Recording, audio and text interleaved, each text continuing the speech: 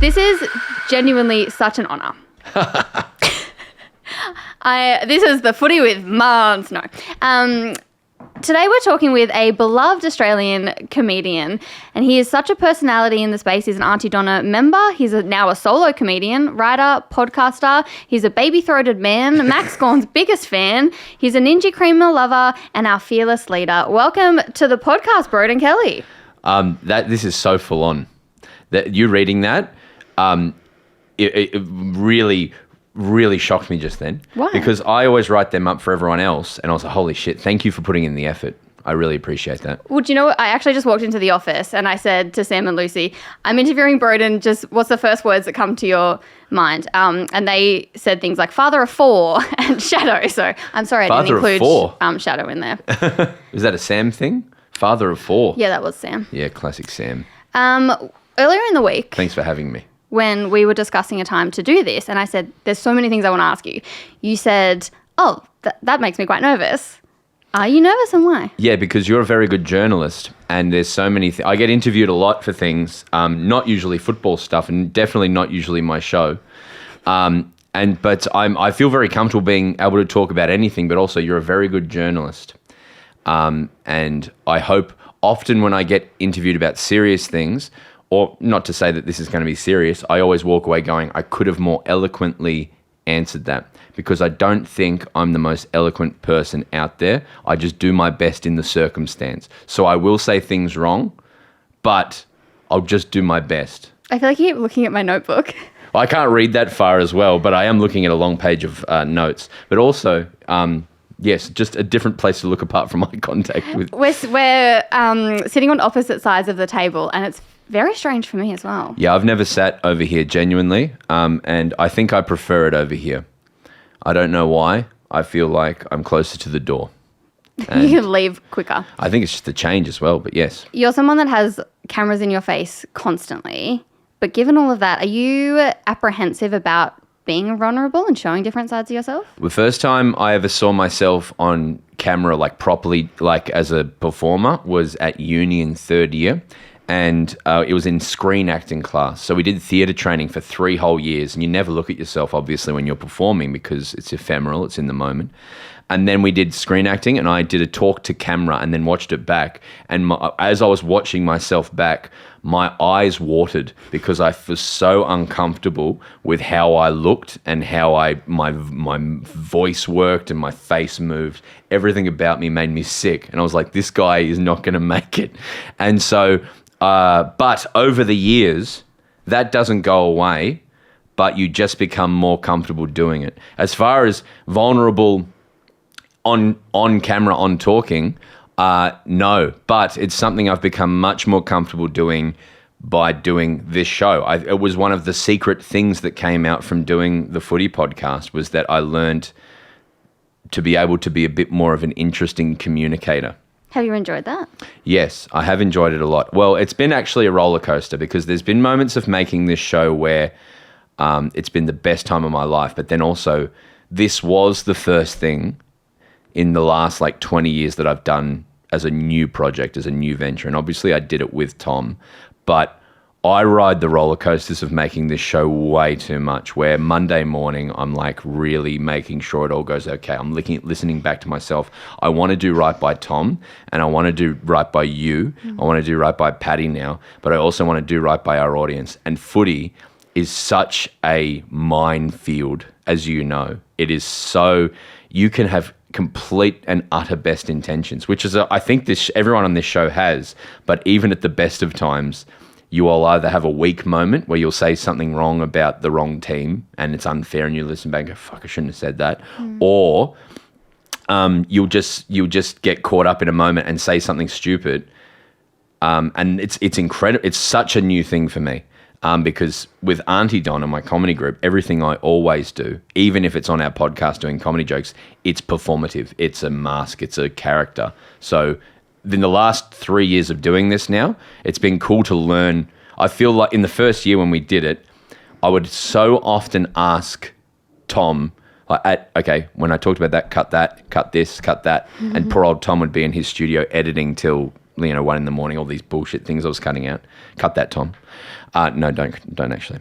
But now in more recent years, I feel like on the fly I've become better at it. But it is a constant thing because AFL draws you in and coaxes you to be sincere.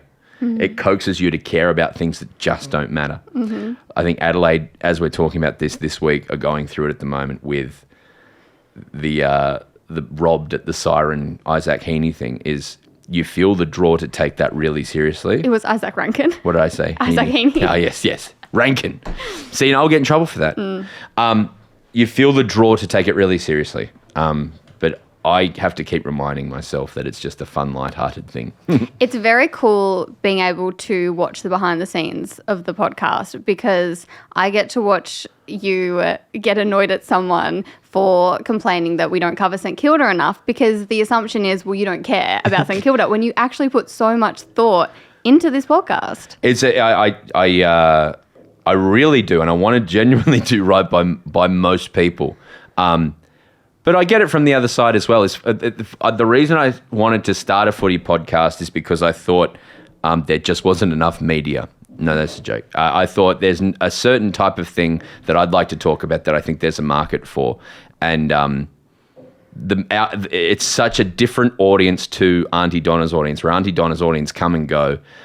And our relationship with our audience is like, for the most part, people go, that was funny, and then they move on with their life. Or they go, that was bad, you guys suck now. And it's pretty easy. It's pretty binary. You go, okay, well, I don't need to worry about that.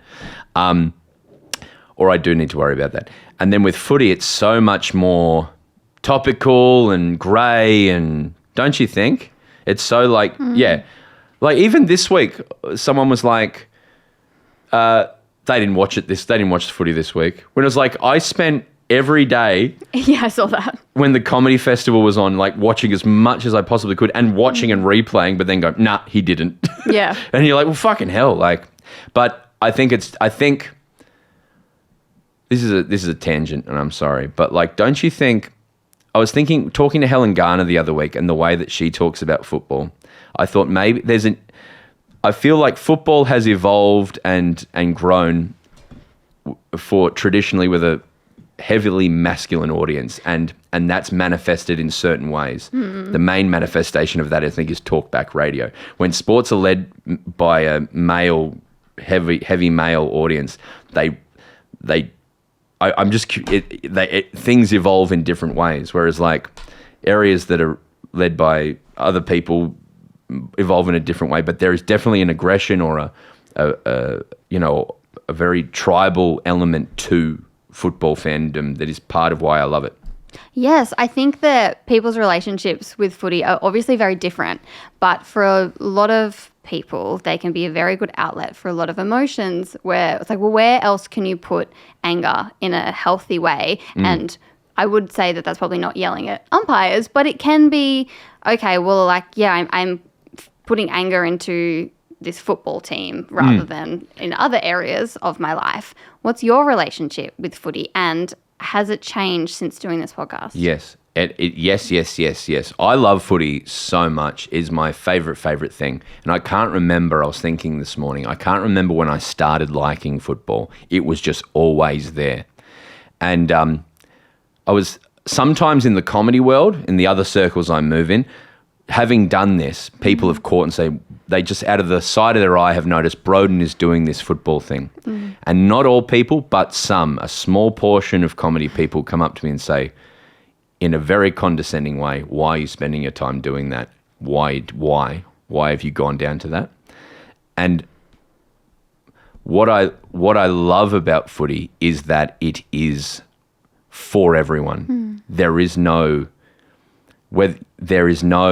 status to it, where in some other worlds there's this idea of there's a higher class, there's a lower class. I mean, I go for Melbourne, so we're the higher class of football fan. But like says the MCC. Yeah, exactly. But there is this idea of I did talk to my granddad about footy and my pa about footy and my nana about footy, and I can also go to the anywhere and talk about football, and it is a natural connector. And I think Australia as a place, as an identity, I love Australia, and I and I hate Australia at points as well, but I love things that make me feel like I'm proud of where I am. And I think footy, for the most part, not all the time, but for the most part, makes me feel really proud because it's my grandparents, it's my friends, it's the place that I go to every week, it's my happiest moments, it's my saddest moments, it's all encompassing. And the further I've gone into comedy, the more of a wonderful release it's been. There's a saying, do what you love and you'll never work a day in your life. But the true saying is another one that I've mentioned this before on other podcasts, but do what you love and the lines will blur between who you are and your work, and you'll never truly find happiness because you're constantly trying to figure out how to monetize the things you like. And there's another quote, I think Josh Earl said it to me the other week, it was, find out what you love and do it on the weekends. And so compartmentalize or separate it from your work. Because it's been true, like footy now is doing, I wake up every day and think about how to make this show better and how to build it out and how to keep, making everyone proud of it. And but to be honest, I probably haven't upped the amount of time I was watching football. All I've done essentially is given myself justification for on a Saturday afternoon to be sitting there and saying, well, this is for a reason, as opposed to going, I should be doing something for work. I've made the sitting and watching footy, have a reason or a tax deduction at the very least. As your friend, I was so pleasantly relieved when I went to the footy with you to watch Melbourne GWS, if you remember. The GWS won in the last minute. I do remember that, Marnie, yes. Because you were so just how I imagined you were as a teenager watching footy. You were yelling at the umpires and you were like, something would happen and you would reach across me and like tap Mitch, and there was stuff that you really wanted to say and engage with. And I don't feel like working in footy media has ruined the actual experience of watching your team play at all, where it can for some people. Like it has, well, I don't think it has for me entirely, but I can't watch a game now without being like, what's the story here? Well, yeah, I know some people are fuckheads. Like I know stories, anecdotes of people now. It's made me closer to it. So there are people who play footy who, had I been more naive, would be able to watch them and go, they're great, but I know something about them that I don't like now. So that ruins it a little bit. But the other elements that have been, like that game, for example, or the week after where we lost, or the week after that where we lost, or the week after that where we lost. I could go from those games back here, and usually I'd be miserable for like 3 days, but coming back here and having to do the show actually took the depression off it. So it's actually lifted me out to be able to go, well, at least the Suns did well, or at least Hawthorn are looking awesome and they've got swagger, or, at least Collingwood lost. There's other elements of joy. And Will Anderson said on this podcast, and I think about it so often, and I think there are two kinds of football fans. I think there is, he said, he's like, I love the Bulldogs, but I love footy more. And I've badgered his quote, but I think I'm one of those people, is I love my team, but I love footy. I'm so excited. I love watching good footy. I love watching GWS run it through the middle, or the Suns getting better, or the Hawks doing flips, or Richmond doing flips. I think I like circus art. I really like footy. It gets to points as well where, like, it used to be a break from comedy, but my worry now is it's actually kind of, as I sit here in Comedy Festival, it's kind of taken up so much of my time that I probably don't watch enough comedy now, which is cool as well, because I got to a place with comedy where I couldn't turn on comedy because I was so cynical and angry about the way it's made, or all the things. Every industry in the world has good people, bad people, good moments, bad moments. And I think it's allowed me to look at comedy a bit fresher as well, which is really good for me.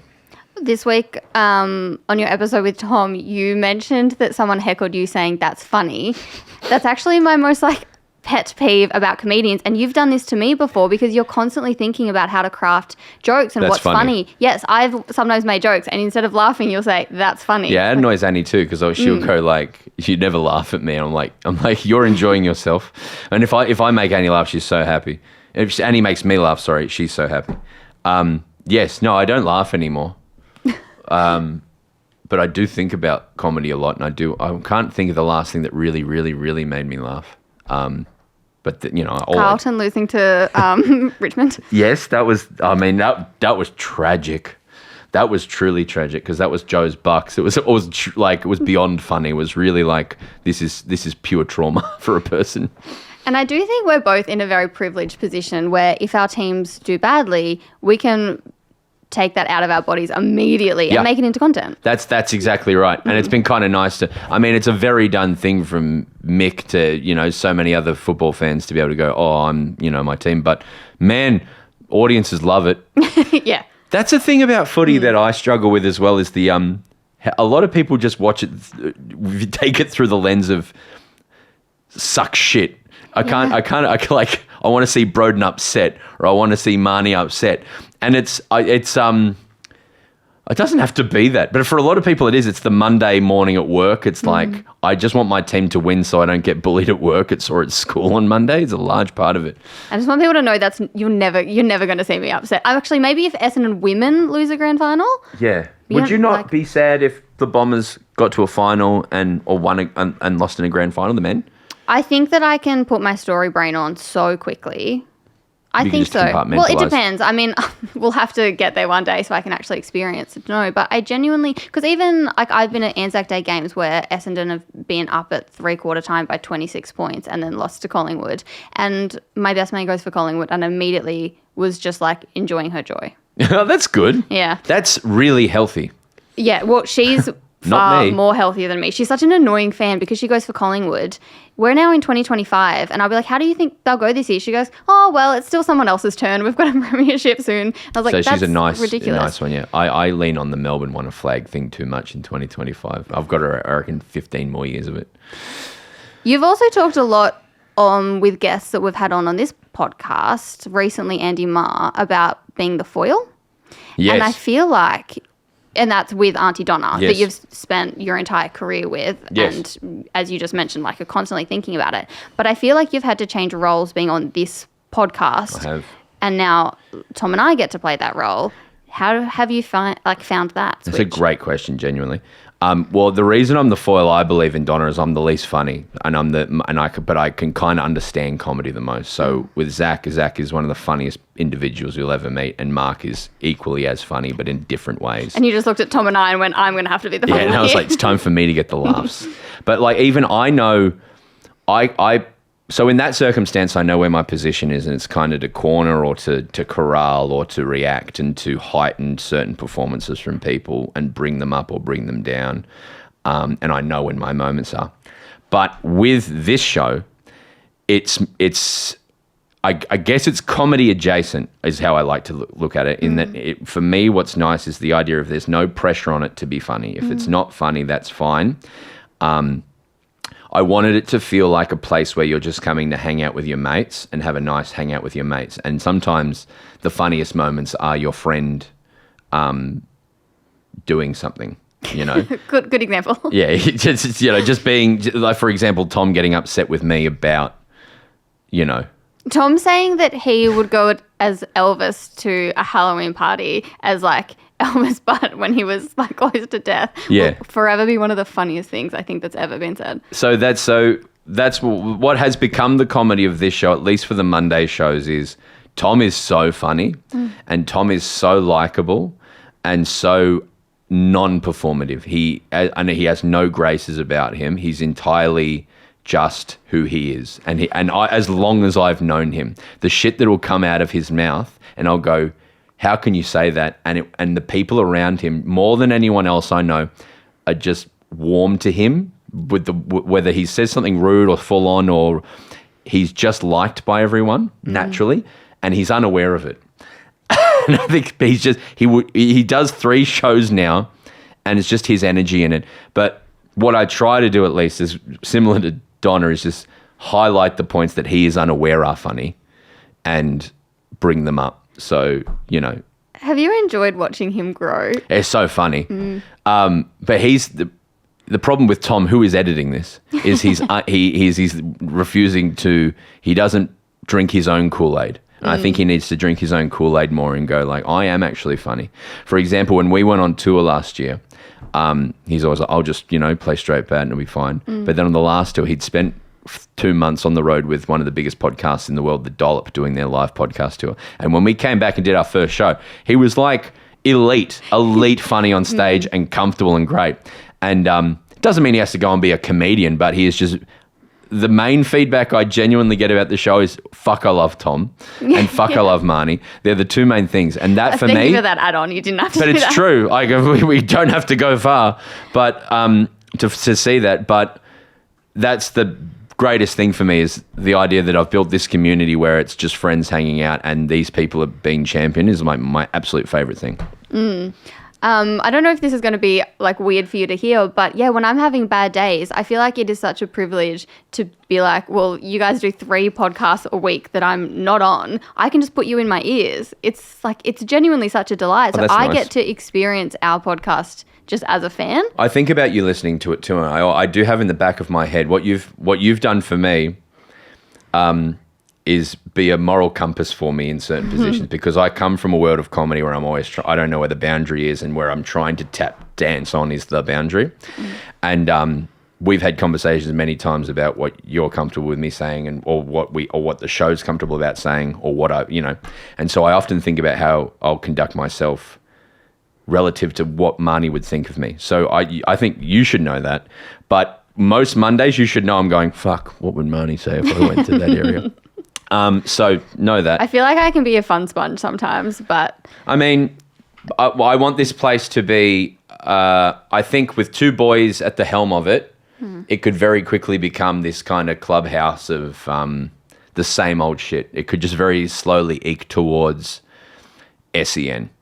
And I don't want it to be that. I want it to be a place where it doesn't have to be performative. It doesn't have to be where it's like where we're making a real point of... It's just a place where everyone's welcome, hopefully, and it's a place where most conversations can be had, and it doesn't feel like you're at a library in the nicest way. It's just like a nice place as opposed to a forced place. It's a very fun position for me to be in, because I'm so conscious all the time about what comes out of my mouth, to be in a podcast where the dumbest shit gets said, but I never have to worry, ever. My favourite thing with you in your first year is I'd say things at you, because you're not a Donna fan. and I reached out to you because I was a fan of your work, and so you just had this random DM from, which, I'm not the first, I'm sure, but I was just a random DM from Broden going, hey, be on my football podcast. But you were nice enough to come in, and but often I'd throw a weird joke at you, and I come from a world of just weirdos, and you would often have this face, and this is for the people watching. I'm like this, what the fuck are you talking about? And thank you for trusting that. Thank you for trusting, or at least hanging around long enough to learn that people were okay with it. But that's something to know. Has this podcast gone, and this goes back to the origins of why you wanted to start it, which you've touched on, but has it gone the way that you thought it would? I said this on a Jack Rewalt podcast the other day. I don't think it's come out, but I started it pretty cynically. Is Donna's at a position now where we can do it kind of half the year. So we can spend half the year writing a show, half the year making sketches and podcasts, and then be able to go and pursue other things like solo shows or making movies or weird projects, if you're Zach. Very exciting weird projects, but cool weird projects. And so I was like... the rest of the projects are very serious. Yeah, exactly. But I was like, I have time to do something different. And out of all the guys in our group, I was like, who the fuck am I? When I was like 34 or after Netflix afforded this whole plateau of opportunities for us to be able to hire in and bring in staff and make other TV shows that we're not involved in and platform other comedians and things like that. But I was like, holy shit, since about 22, I've just been the Auntie Donna guy. And I think Mark and Zach and know really clearly what they are and where they want to be and what they want to do. And I was like, oh my.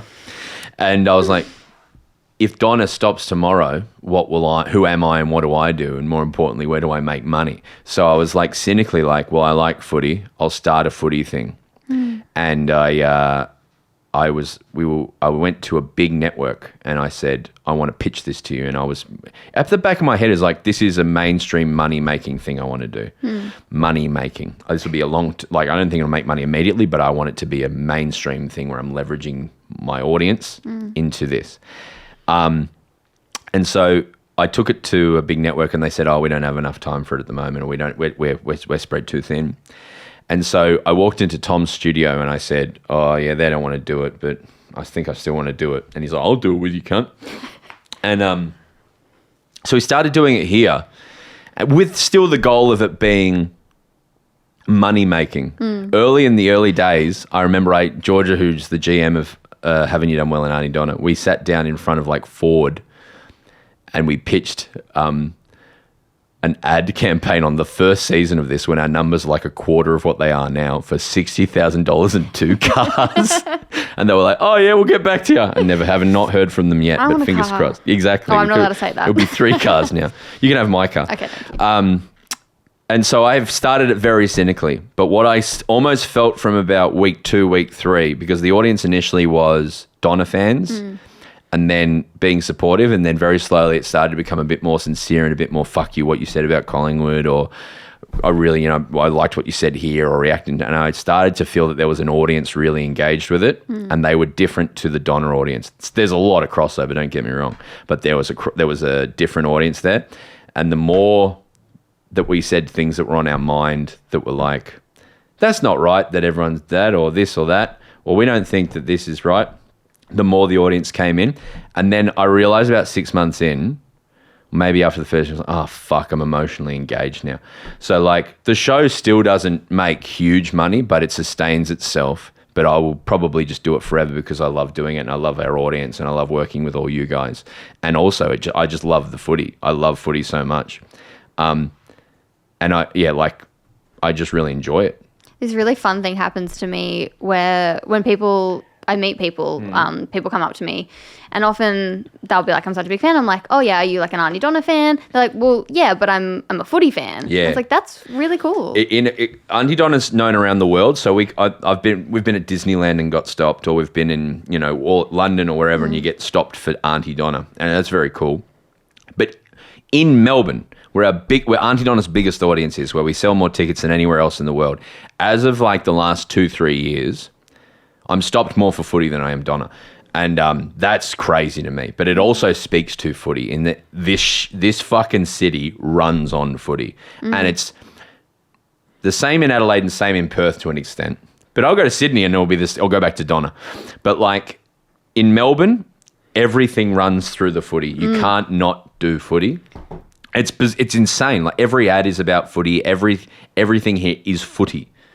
It's really, in the grand scheme of the earth, we're this tiny little city that's just obsessed with this one weird sport. It's really cool. I'm so proud of it too. Have you seen what's his name? He's a comedian. It sounds like I'm going to be mentioning you, but I will. Tall, really white and ginger, like really pasty. That's me. Like glowingly. And he's a comedian. Luke McGregor. No, he's not Australian. He's massive, and he's James Acaster. American. Ginger. Oh, from Bobby and. Did the thing with Sydney. Yes, he did the thing with Sydney. That's what I'm talking about. I get so much pride when I watch. Oh, Conan O'Brien. Yes, Conan O'Brien. When he did that segment with the Sydney Swans, I have just reading all the comments. I have just so much pride being like, yeah, that's our sport. Oh yeah. Those are our what were players. The comments? I'm trying to think of ones that are okay to kind of talk about. I mean, a lot of them talking about just like the AFL physique. Yeah. But also things like the amazement at doing speckies. And like, what do you mean you don't have any equipment? And how far you can kick. It's so cool. And there's nothing better than when like a really great game happens.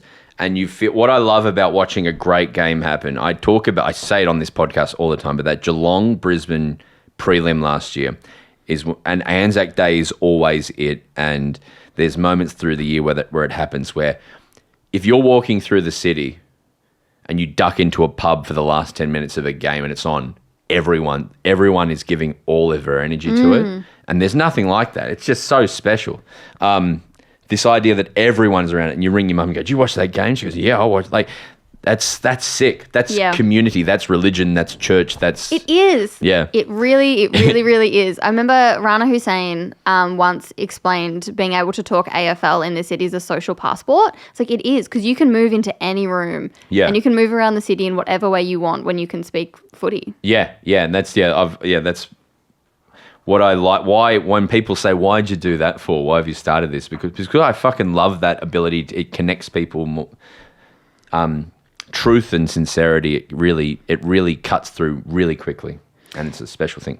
Has doing this podcast and kind of being able to have to inhabit a different role changed your approach to how you write comedy with Donna? Yeah, it's been fantastic actually because it's made me better for that stuff, I think. Partly, and doing the solo show as well, to be honest. I think in any collaborative relationship, the worst thing you can do is hedge all your bets on one thing because you become really beholden to your ideas being done, for lack of a better word. But if Auntie Donna was the only thing I was doing and all I was thinking about, I would overthink it. So I would go into a room and go, I've got these ideas, and then we'd all collaborate, and then I'd probably overstretch or be too stressed about it and then take it home and then think about it all weekend.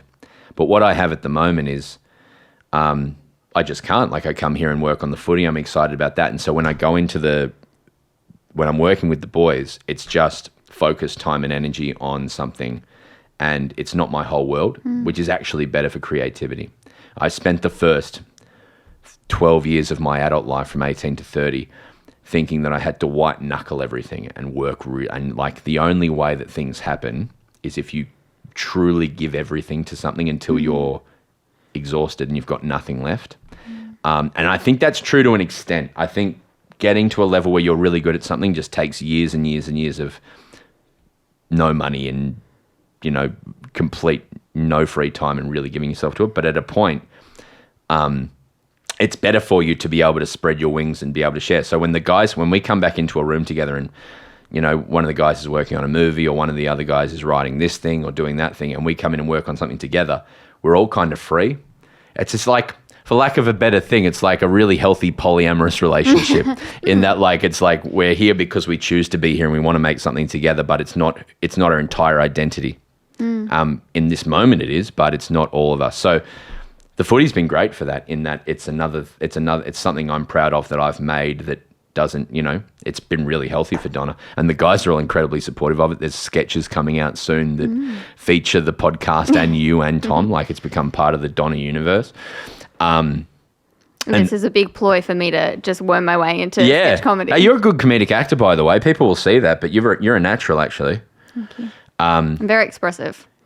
Yeah, you're very on. You're actually much better at not corpsing than me. When we shot this thing, without ruining too much of it, I just laughed for the whole you thing. And Tom couldn't stop laughing at this one particular thing, and I was like, guys, come on, we got to get going. Yeah, you're a pro.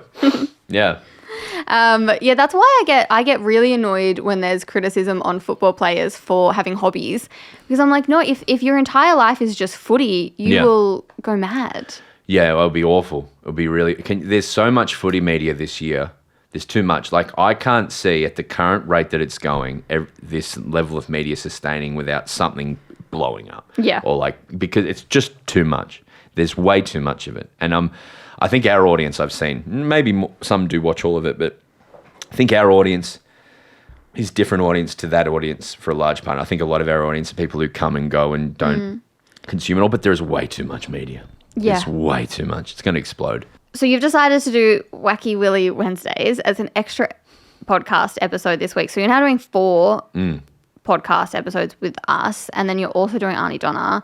Why did you want to do a solo show this year? I want to die. And it's a cry for help.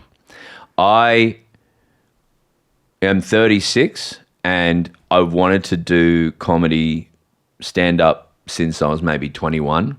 And I kept putting it off and putting it off and putting it off. So I just picked a date and locked it in because that's the only way, sink or swim. And I started secretly doing it. I sat in an office by myself. Donna had about 3 months off last year. And I sat in an office by myself with my dog every day. And I wrote just stories. And then I was like, this is really fun just writing these. And I've never done anything by myself. Like, anything I've ever done is write and share, get feedback, collaborate, someone else writes it. And this is the first thing I did by myself. And then I was like, well, that's nice. And then I was like, well, I'm going to book in a test show to do it. And so it was the most horrifying thing ever. And I did that. And I didn't say, why was it horrifying?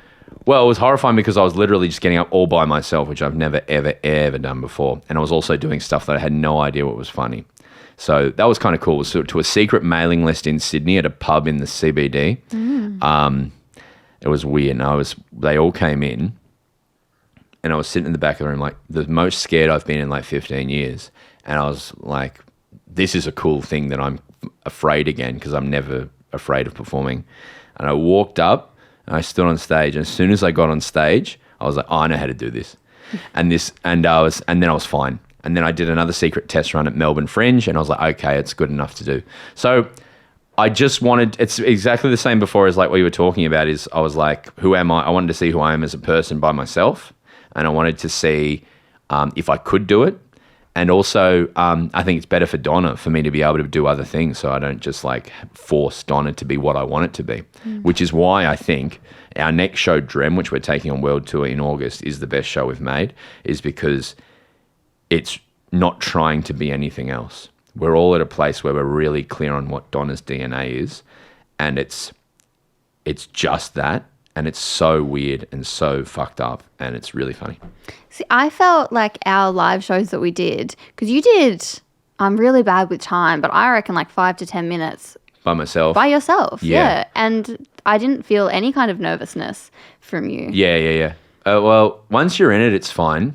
Once you're up and doing it, it's fine. I've also through being on stage for just hours and hours and hours, you just become natural at it. And you can kind of have little hacks and things that you can do to make people laugh. But also there's a rhythm to comedy as well. And once you get into that rhythm, people just feel comfortable with you. But these are all just things I didn't know because I'd been doing it in a trio. But now I kind of know I can do. I think in the future I'd like to maybe do more, but also I also love performing with the boys, and I love doing this footy thing. And yeah, I love to think that at 36, my life is just writing comedy and doing footy. That's fucking sick. Like, I'm so wrapped with that. If 22-year-old Broden would be just wrapped. It is a very cool life that you lead. Yeah, I'm really happy with my whole setup. Yeah. I'm a big thing for me was I used to get very stressed and very anxious at work, and then all my grandparents died in like 2 years, and it just went bang. Before COVID, none of them saw COVID, unless they brought it out. I don't know, but I don't even know what that means. But I was like, I'm gonna stop worrying about things, because I think about it. So we're not here for long. We're genuine. Like, I'm halfway done, maybe. I hope, knock on wood. But then we're not here for long, and like, it really doesn't matter. Nothing really matters, and you've got to just enjoy yourself as much as you possibly can. Do you get a lot of enjoyment out of helping other people enjoy their lives? That's a great question. Do I get enjoyment? Yeah, I love. I asked Helen Gardner about this, because I feel like it's a weird thing I have. Is when I write, a lot of people say I write for me. But all I think about is other people. I'm like, people will like that. So everything I do is to kind of either share who I am, but hopefully people will like that. I'm very populist in that. Like, I'm often thinking, what will the wider public think of this? So I think that's just how I'm creatively wired. So I do get a lot of enjoyment from it. And when people come up to me and say they love this show, it's the fucking best. I love it so much. I love being stopped and people drive past and you'll bounce that pill at me all the time. And I'm like, it doesn't bother me at all. Someone did that to me at the Mug Show. It's Bounce that pill? My friends get a massive kick out of it. Yeah. One of my friends doesn't believe me. Sophie, she's been my best friend for like over 10 years, and she doesn't believe me that people ask for photos with me. Sophie doesn't? No, she doesn't. And then it happened at the footy the other day, and I've never been more stoked. You know what I find? This is a truth thing for me, is I'll go to my parents like, I get stopped every day. And they're like, oh yeah. But they never stop me when I'm with Annie or with my parents or when I'm with someone. Oh, you have such polite people. But if I'm by myself, I think it's just a human condition thing. If I'm by myself, they're like, hey, which is fine. I'm happy. Come bother me when I'm with loved ones is what I mean to say. Do you miss that feeling of anxiousness when you're doing something new? Nah, I hate anxiousness. It's a very good thing to have. But what I love, like with this show, writing this solo show, I was like, I just can't wait till I know this, and all I have to do is show up and be on stage and not have to worry about it. Where did you start? Like, if you've just got a blank piece of paper and just the idea of, I want to find out who Broden Kelly is, where do you start? Where do I start?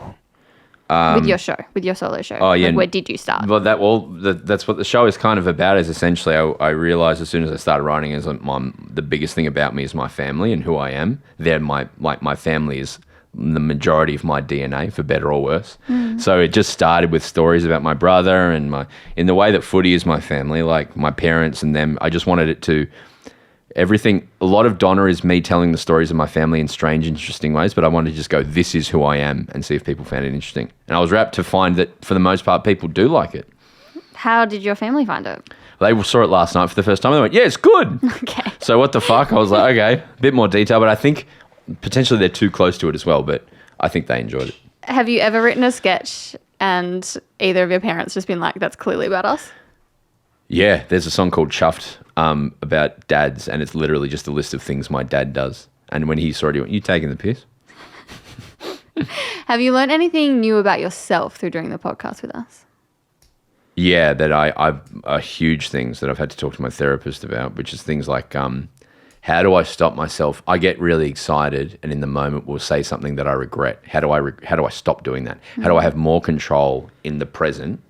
How do I have more control to be able to manage that and be really on top of what I say in the moment and not regret things? And how do I also get to not dwell on things and sit with things for days?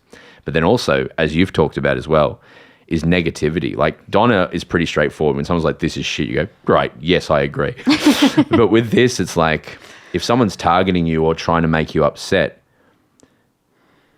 it doesn't upset you, but like, why are you targeting? Like that being able to let that go and figure out that thing. But I think that's a thing that everyone in the world is currently trying to negotiate. I find it really jarring on our Instagram if there's anything negative, because it's just our community that's there. I know the reach goes further, but it's mostly just like our following in our community or people in that algorithm, where like TikTok, I'm used to people will just have a go. Same with like Twitter will only be people having a go. Yeah. But it really gets under my skin if it's on Instagram. I'm like, no, this is our community. Don't come here. 100%. Yeah. I mean, that's been the biggest thing for me, is it's more a part of who I am. Donna is me, but it's a presentation of something and you can like it or not like it. But this is just me and you and Tom and Patty and everyone going. And them attacking that or making bold claims like Broden is this annoys me. But then you come to the realization that that's a person. I don't know this person, and statistically, if I saw this person and who they were and how they live their life, I wouldn't feel bad anymore. Yes. Yes. Never take advice from someone. Oh my God, I've literally butchered the quote because I forgot it. Oh, it's actually something I've been thinking about a lot this week anyway. Yeah, exactly. But yeah, I constantly am just like, oh, well, I would never want to be in your shoes. Exactly. Like whenever I see a negative comment, I'm just like, oh. Yeah. Like that actually makes me really sad. Yeah. Like whatever's going on in your head to write that makes me very sad. Yeah. Do you ever take stock and think like my face has been on the big screen at the SCG, like hyping up the finals? Yeah, I saw. It's a cool thing, but I think I don't fully believe the hype either. Oh, like no, it's not hype, but like there's been I get asked to do cool things in footy world, and it's like, and for Donna as well, I feel like I've never fully bought into the hype of my own bullshit, which I think is important to do, but then also I think is also true. It was a cool thing to see my big head on the thing, but my first thought was like, this is going to be good for socials, but it's just like, it's a coincidence and it's cool. But that was cool. That is a nice thing. Yeah, I mean, because I don't know if I overthink things, but I get so much comfort out of watching stuff like that, because I think, well, so many members of our community don't feel super included in the footy media world and space, and so by like your face being up on the SCG, you're saying to like them in the audience, like, this is your space. That's such a great way to look at it, and something that never crossed my mind is, if I'm doing the Channel 7 hype ups or something, it's saying that it's in a you know exactly what you just said. I'm going to remember that the next time something cool happens. That's a great point. Who's your favourite player at the moment?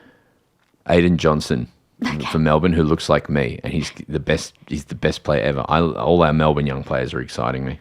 But outside of that, playing footy at the moment, I like all the Suns as well. I think I love Matt Rao to upset Tom. Yeah. Who's Essendon's best player? Zach Merritt, easily. Name two other Essendon players. Nick Martin. Draper. Very good. James Hurd. Do you ever not get asked questions or a particular question that you've always wanted to be asked about? No. I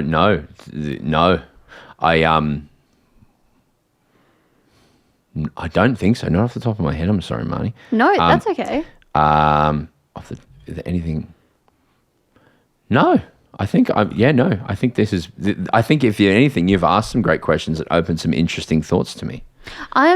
You're a good interviewer. Didn't know how this would go because even in my head, I was like, "There's no point writing questions because this will just tangent and tangent." But I think that flowed quite nicely. I think it was very nice. I think it was more smooth than I do, and more pointed and a genuinely better conversation to the point where I'm like, "Hey, you should do them every week."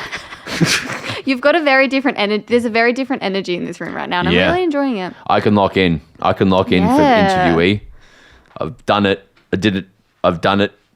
Would you like to ask me one question? Marnie, what tattoo are you going to get?